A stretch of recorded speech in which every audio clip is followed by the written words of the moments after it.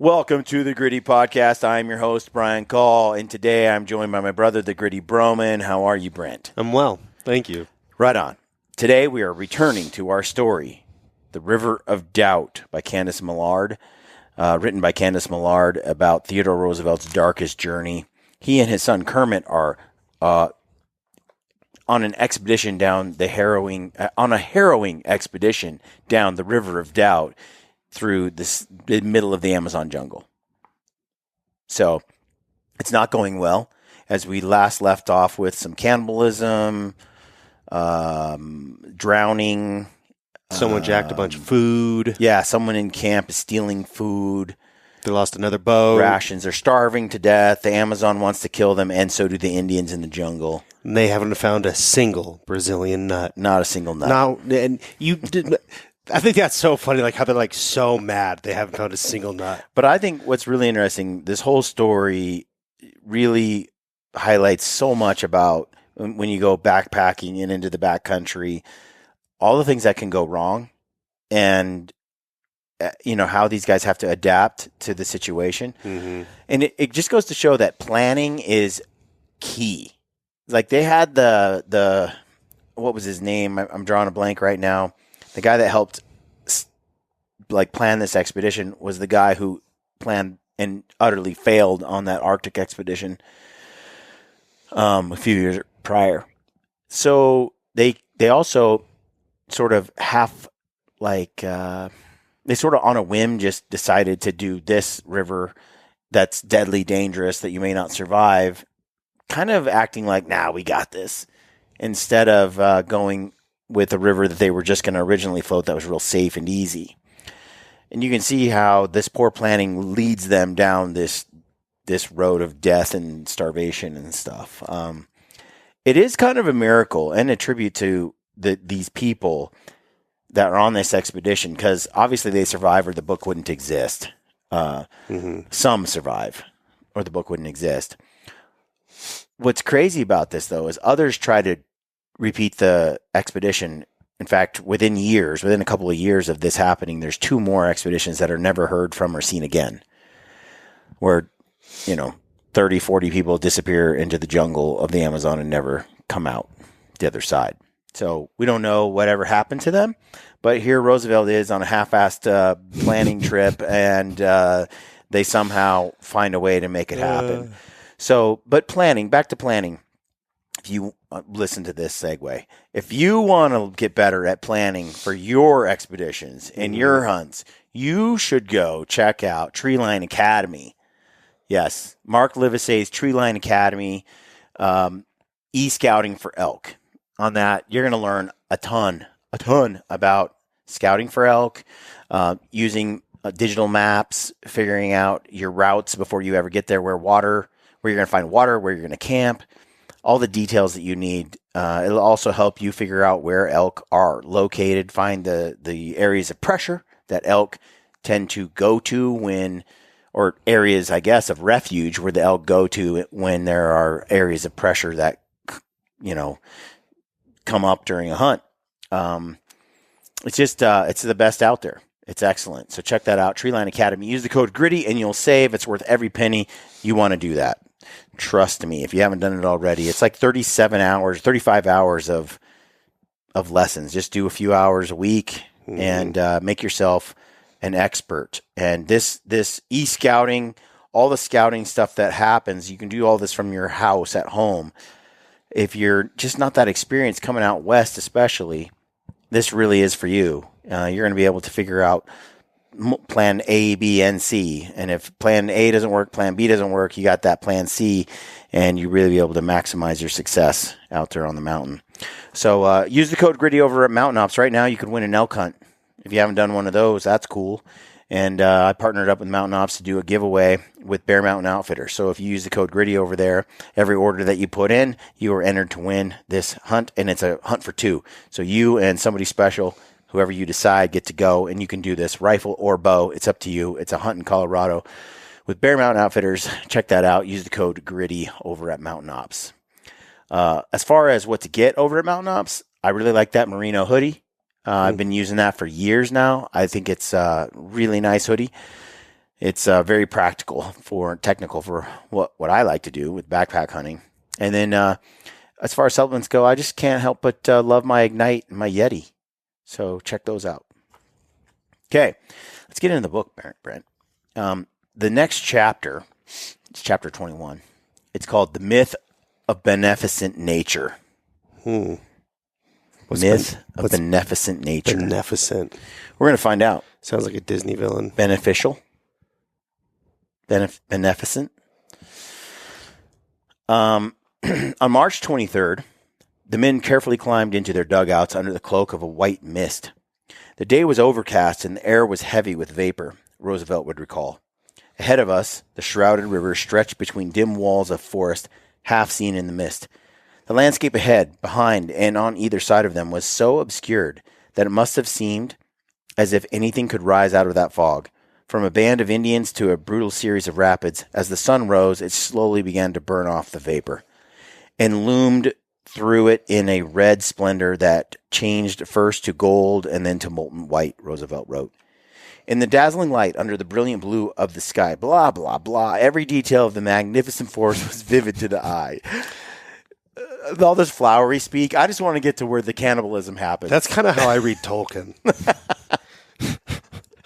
Look for those little things that let me know someone's talking, and there we go. There we go. Someone's dying. Let's get into that. All right. So anyway, it was beautiful. As the air cleared, a dispiriting sight materialized in front of the men. A quartzite canyon that spanned the river from bank to bank and squeezed the water once again into a foaming torrent. Lovely. On all sides could be seen huge boulders hurled one over the other by the tearing force of the current. After all that they had endured during more than 3 weeks on the river, none of the men even bothered to argue that they might be able to run these rapids. We could shoot this. We could shoot this. They simply stopped their canoes and unloaded them in preparation for what they knew would be a long portage.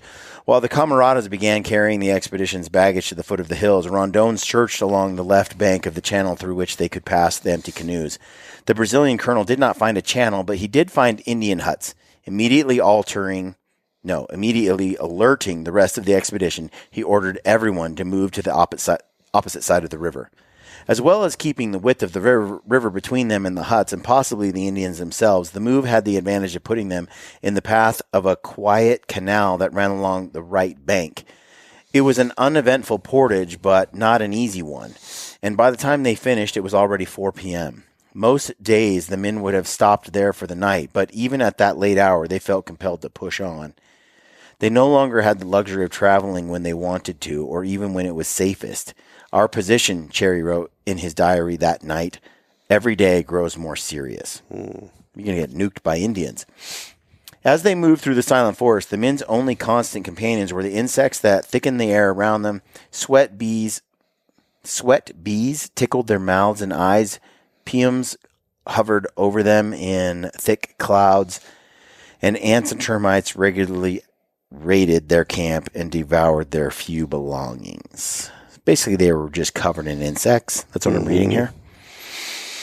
Worse even than the insects that fed on their hammocks and undershirts were those that wanted to feed on the men themselves. Keep reading. What? Keep reading. You'll see.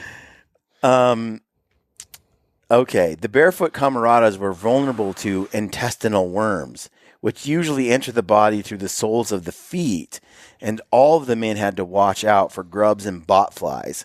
As Rondon had learned during earlier expeditions, flies with their long, sharp ovipositors, or egg-laying organs, could easily deposit grubs into human flesh, even through clothing. Oh, dude. Yep, so that thing I showed you is a botfly. I've seen those in deer noses. Oh, disgusting. That's a human? I hope not. I know that's what the post says, but gosh. Good Lord. Oh, there's like 20 of these, like... That's making me vomit. That's making me feel sick to my stomach, and I'm pretty tough. That's... Folks, that's gross.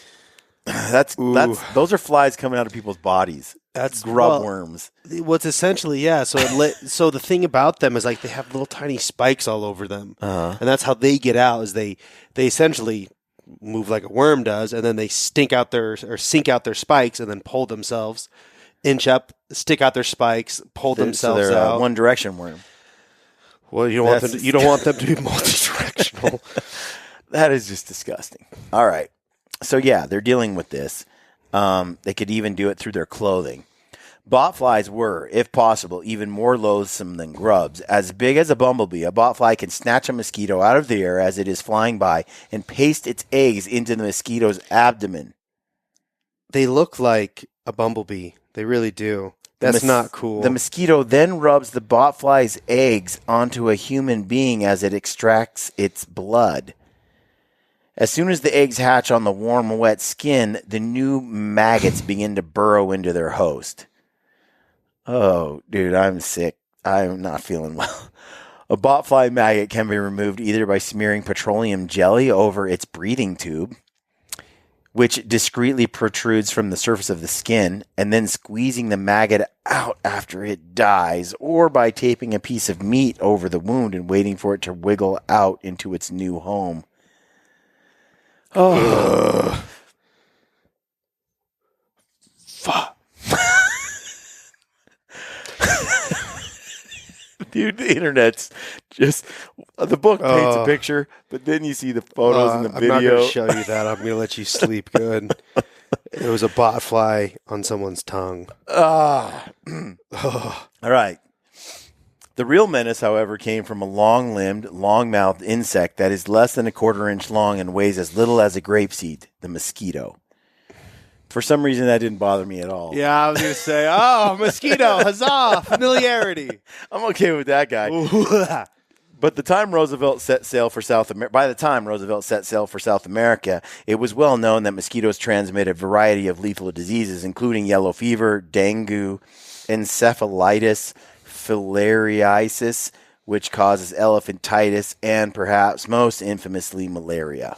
Yeah, but they're not laying their damn babies in me.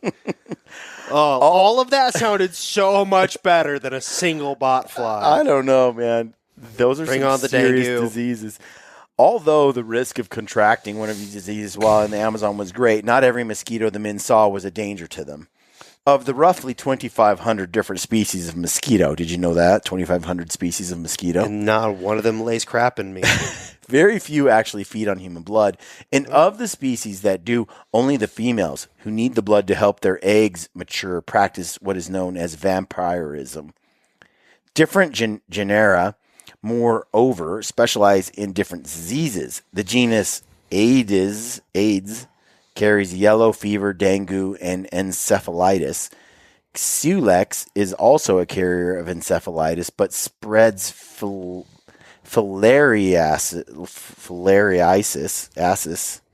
as well. I'm butchering these. Only one genus, however, Anopheles, is known to transmit malaria. Anopheles.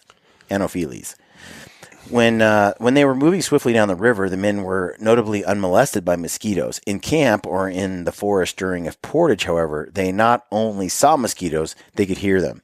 By beating their wings at a frequency of 1,000 times per second, wow. That's crazy. Wow, 1,000 times in a second. The females produce a distinct, high-pitched whine that attracts males for copulation. The best time for copulation is right before a blood meal. Once she has found her victim, a female mosquito needs just 90 seconds to extract 2 or 3 times her weight in blood. Jeez. She keeps the blood flowing by injecting a chemical that inhibits coagulation. Mosquitoes transmit this chemical through their saliva, along with any diseases that they are carrying. When the mosquito flies off, she is almost staggering under the weight of her meal and is so slow that she is extremely vulnerable to being swatted. The man she has just injected with malaria-tainted saliva, however, is also in danger. He will certainly experience pain and discomfort. He may become too ill to walk, and if he is very unlucky or far from help, he could be dead within a month. The botfly sounds not so bad. How's he saying? Nope. Still thinking no. Still cool there with the mosquito and the botfly. Botfly is just like a zit.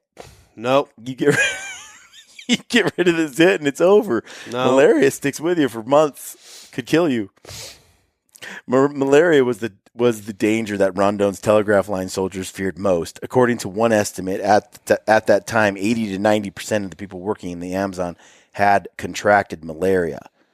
Rondon was used to operating with only 75% of his shoulders, the other 25% being incapacitated by the disease. What? Rondon was used to operating with only 75% of his soldiers. Oh, soldiers. Yeah. I heard shoulders. That's because of what I said. I was like, what? Okay. Sorry, folks. That was a mistake. Rondon was used to operating with only 75% of his soldiers. That makes more sense. The other 25% being incapacitated by the disease. So 1 in 4 is always sick. Just 4 years earlier, construction of the telegraph line had been forced to halt for an entire year because so many soldiers had been laid low by malaria. Even Rondon himself, who at times seemed almost immortal, had been stricken. Having seen countless cases of malaria, Dr. Kajazira did everything he could to protect Roosevelt, Rondon, and their men from the potentially deadly disease. He had only one effective drug in his medicine bag, however, quinine. Made from the bark of the flowering cinchona tree, quinine was introduced to Europe in the 1630s by Jesuit missionaries who had been working in South America. The alkaloid, which became known as Jesuit powder, was quickly adopted in the Old World, and nearly 300 years later, when Kajazira was administering it on the banks of the River of Doubt, it was still the best and only treatment for malaria. Quinine. The Brazilian doctor made sure that each of the men under this charge received half a gram of quinine each day and double dose every third or fourth day. But neither the drug's potency nor the doctor's devotion to his patients was enough. The men kept getting sick. To be truly effective as a prophylactic, quinine would have to be administered more frequently than the members of the expedition were taking it. Dr. Kajazira could not increase the frequency, however, because of the drug's toxic side effects. The most common being a maddening and disabling ringing of the ears. In extreme cases, quinine even caused deafness. Exciting. Yeah, that's not great. The first sign of malaria, a deep spreading chill, begins to surface a week or two after the disease takes hold.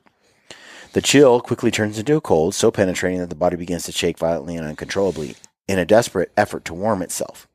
Careening from one extreme to the other, a malarial victim soon trades his chills for a raging fever that can reach 106 degrees. Melt your brain. Yeah, when I had the old China virus, I was at 106, 104, 106 for extended, like, when I got to the hospital, they covered me in ice, and then I was taking all these, things to reduce my fever. I've never laid in just piles of ice, and my temperature still only just hung out at 104. It's funny, though. It wasn't really the virus that was doing it. It was the bacterial infection that had just taken hold of my chest, my lungs, which, undoubtedly came from the virus complicating things. And then somehow or another, I picked up a bacteria in that weakened state, and it was bad. Instead of shaking, the patient now sweats so profusely that his clothing and bed sheets are constantly drenched. This sweat, the mirror twin of shaking, is the body's attempt to cool itself. Kermit was well acquainted with malaria's most insidious quality. It returns to torment its victim again and again, for months and even years. Since contracting the disease as a child, Kermit had regularly suffered from recurrences of malaria that would drive his temperature up to 103 and cause his teeth to chatter and his hands to tremble so violently that he felt he could not appear in public. Moving to South America might have been beneficial to his career, but it had been hard on his health. He had had several attacks while building railroads and bridges, and since setting off on this expedition with his father, he had fought off a near constant fever. Ugh. Poor guy. Roosevelt, too, had fallen victim to malaria, as well as dysentery. Ugh. Dude, diarrhea while hiking and traveling, leaking out your bum and just going down your There's not much that's rashes worse. and burning. Like, that's why I always, folks, you always bring a little Pepto, a little Imodium AD, a little of, chafing ointment. Sometimes you got to plug the hole up until you get out of the woods.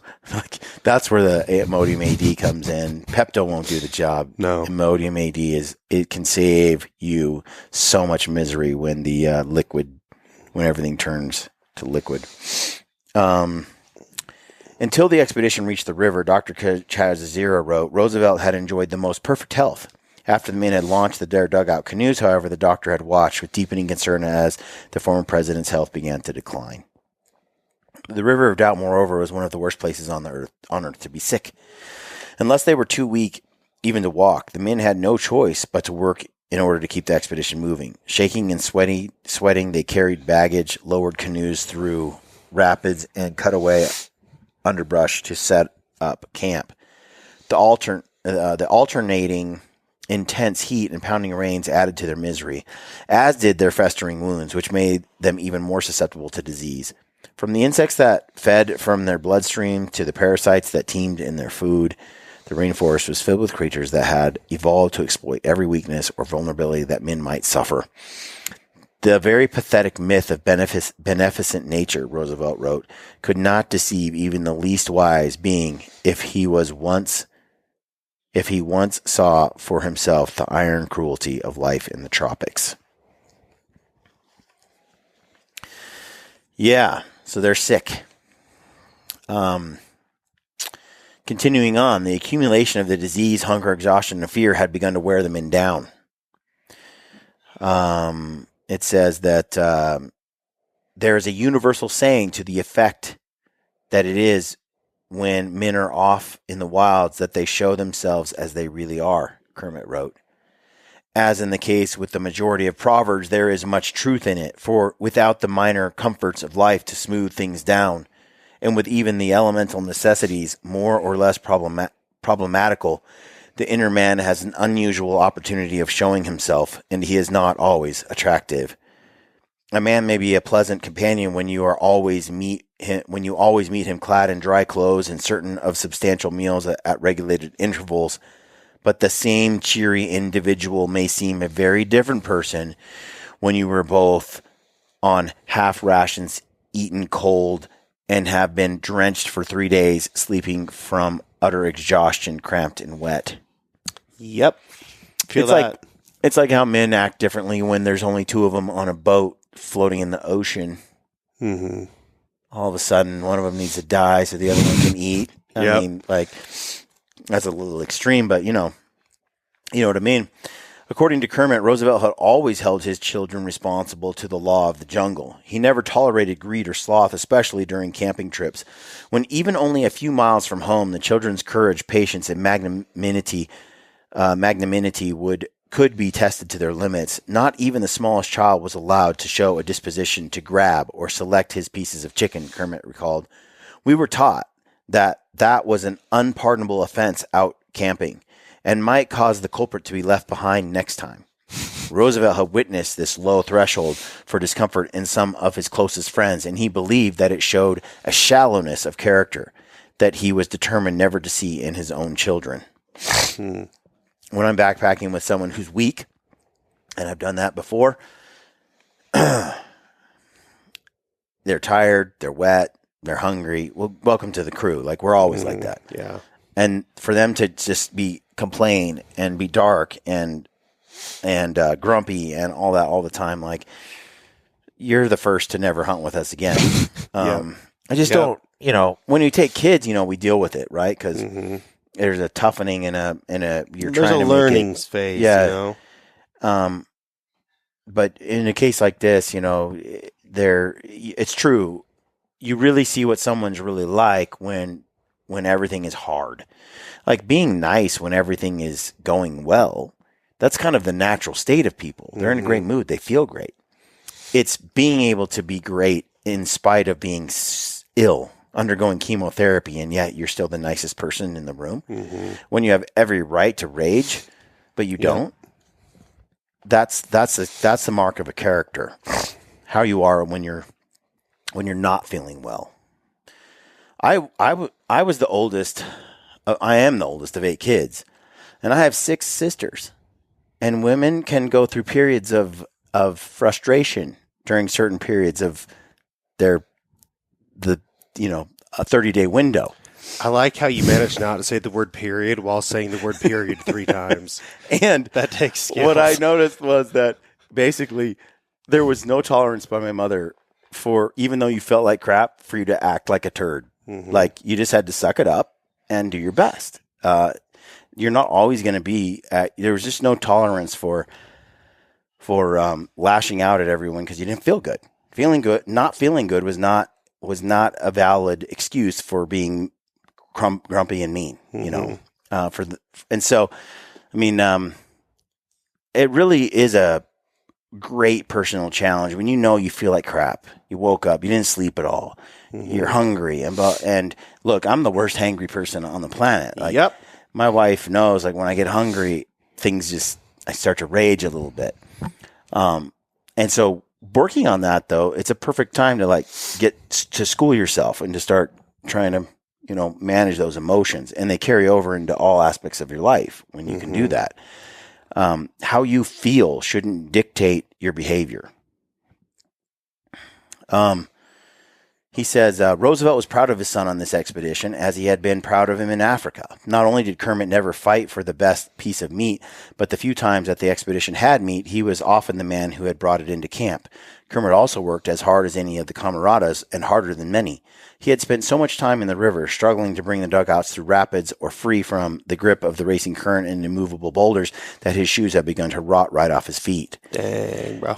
Nearly every time Kermit was in the water, Lyra was right there beside him. Their clothes were never dry, Roosevelt wrote of his son. Their shoes were rotten. The bruises on their feet and legs had become sores. On their bodies, some of the insect bites had become festering wounds. Over the past month, Kermit and Lyra had become a consistently strong team, and the rest of the expedition had come to rely on the 2 men to get them through the tough rapids, by lowering the empty dugouts down by the rope or coaching the camaradas as they ran them straight over the falls. While working together day after day, Kermit and Lyra had formed a strong bond of trust and friendship, a bond that was certainly stronger than Roosevelt's and Rondon's. Yeah, I don't feel like Roosevelt and Rondon really have a good repertoire going on at the moment, They respect each other on different levels, but they also completely disagree with each other. It's obvious. Totally different philosophies on things. As tense as the relationship between the 2 commanders had become, however, they had great respect for each other's previous accomplishments, as well as for each other's work ethic while on the expedition, like I said. Although he was frustrated by his inability to survey the region carefully, no one tried harder than Rondon to keep the expedition on track. Roosevelt worked equally hard for the expedition and to satisfy his obligations back home. In spite of the privileged background, Roosevelt helped the other men however he could. Cherry would call Roosevelt the best camp companion I have ever had. There was no camp duty that the colonel shirked, Cherry wrote. He stood ready and willing to do his share. So willing was Roosevelt to help that he even washed his naturalist clothes one day. Cherry had just taken a small bundle of clothing down to the river's edge to wash when Roosevelt appeared and told him that Kermit needed his help in getting the dugouts through some rapids. Cherry began to roll up his clothes to tuck between some stones until his return, but Roosevelt stopped him. Never mind those things, he said. I'll take care of them. That evening, when Kermit and I returned to camp, we found the washing had been done and hung up to dry. Cherry later wrote, "It is the only time I've ever had my clothes washed by an ex-president of the United States." That's like a shirt you hand down to your kids. Like, this was washed by Theodore Roosevelt. And he was on river. Sure, that's a collector's item. That's got to be worth some money. Since they had begun their expedition, Cherry's admiration for Roosevelt had grown, as had his affection. The long journey had given the 2 men plenty of time for drawn-out conversations on everything from the Civil War to specimen collecting. Roosevelt had never lost his fascination with natural history and his admiration for the life of a field naturalist. While on the River of Doubt, he intended to learn as much as he could from Cherry, a man who was as knowledgeable as any other living naturalist when it came to the wildlife, especially the bird life of the Amazon. Day after day, the colonel would ply me with questions regarding the birds and other animals that were being collected and preserved, Cherry would later recall. And he wanted to know all about them, their technical relations to one another, their geographical distribution, their food, their voices, their songs and calls, and their habits, especially the last. In short, he wanted to know their life histories from A to Z.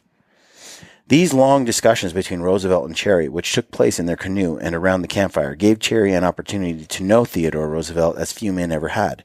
And Roosevelt, in turn, came to know his taciturn naturalist. We talked together often, and of many things, for our views of life and of a man's duty to his wife and children, to other men and to women, and to the state in peace and war, where we're in all essentials the same, Roosevelt wrote. These similarities were surprising given that the two men had come from such different backgrounds. Roosevelt's father was a wealthy man, able to send his son to the best schools and ensure his comfort no matter what career he chose to pursue.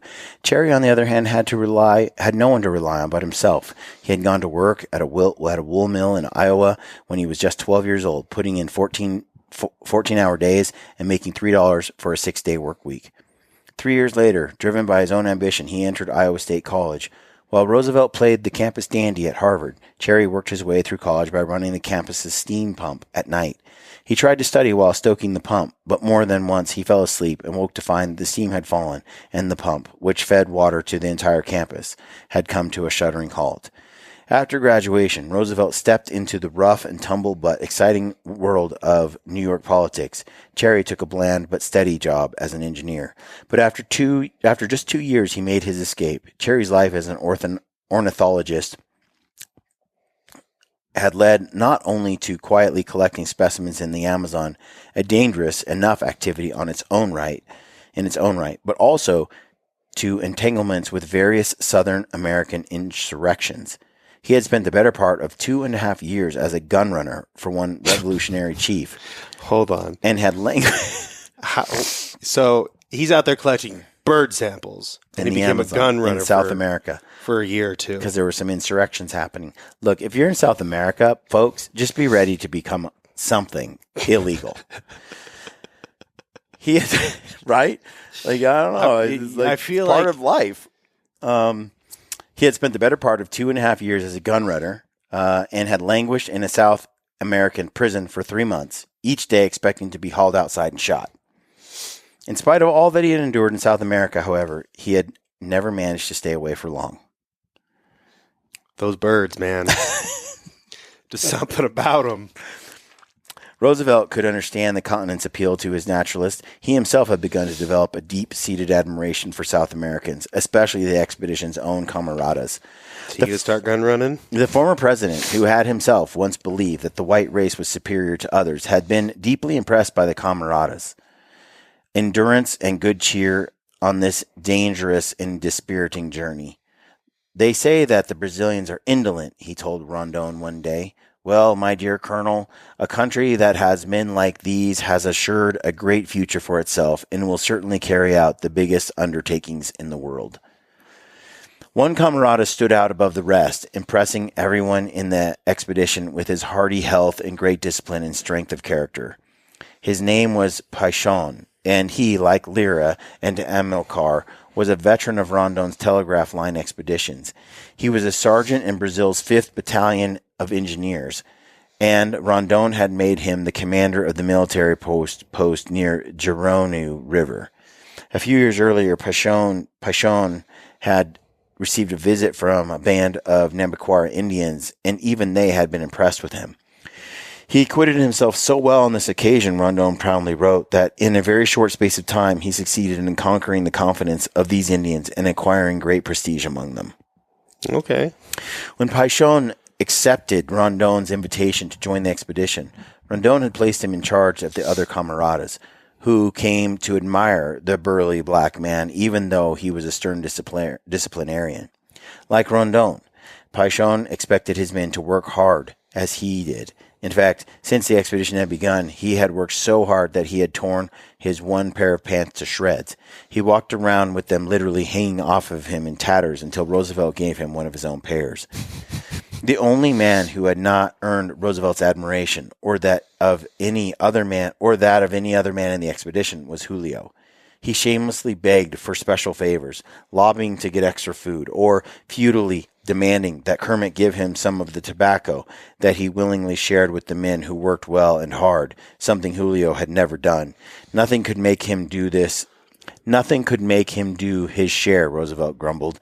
The only incentive that seemed to work with the muscular Brazilian was when Lyra finally resorted to threatening to leave him in the jungle if he did not put his own weight. That seems fair.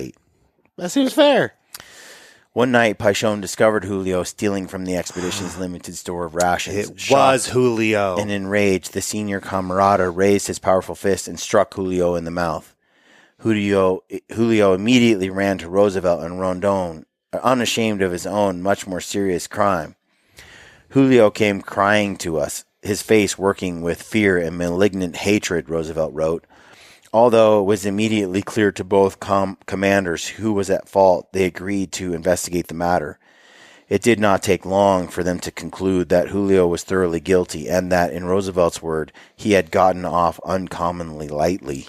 What on earth? This Julio character doesn't seem too bright. No one had trusted Julio before this incident, but the gravity of his crime and the depth of his betrayal were breathtaking. Had the expedition's American commander had his way, Julio would likely have been shot on the spot. On such an expedition, the theft of food comes next to murder as a crime, Roosevelt wrote bluntly, and should by rights be punished as such. That's what I said, didn't I? So Rondon, you're going to steal food, shoot him. Especially when it's repeated over and over again. Mm-hmm. But you were talking about his behavior. It doesn't surprise me because he possesses the attitude of being a victim, and entitled, and someone who's like that, they go out of their way to, he's insulted that someone would dare hit him. Mm-hmm. Punch him for stealing, like he had every right to steal, and that sense of entitlement, that behavior, it's so deeply selfish and conceited.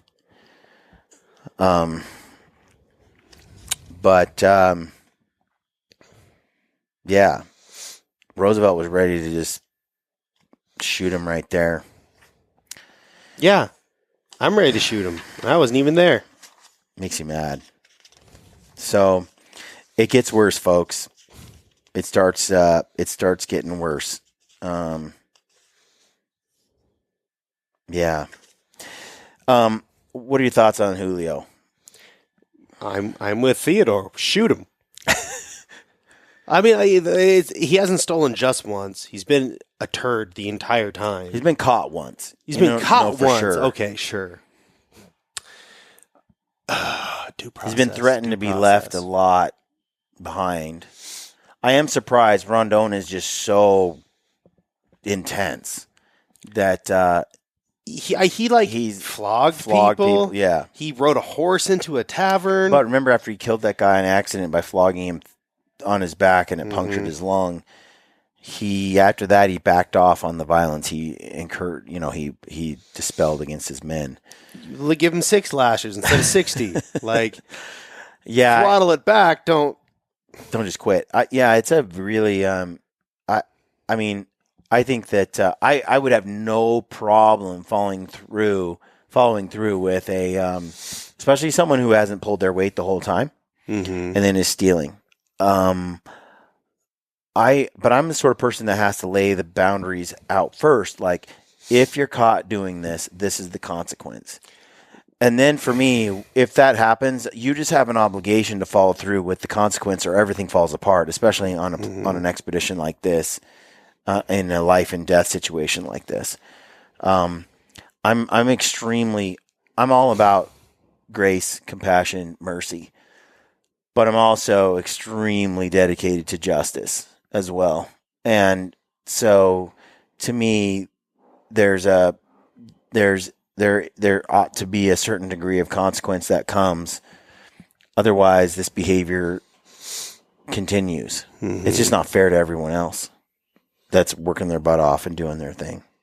So, anyway, that's the end of that chapter, folks. Hope you're enjoying this series. We're getting through it here. Do you think we should keep going, or? I think we bet this is a long chapter. This next one, I don't want to quit in the middle of it. So we're going to leave it right here, folks. Thanks for tuning in. Check out Mountain Ops, and thanks for tuning in. Use the code GRITTY. Appreciate you. Stay gritty.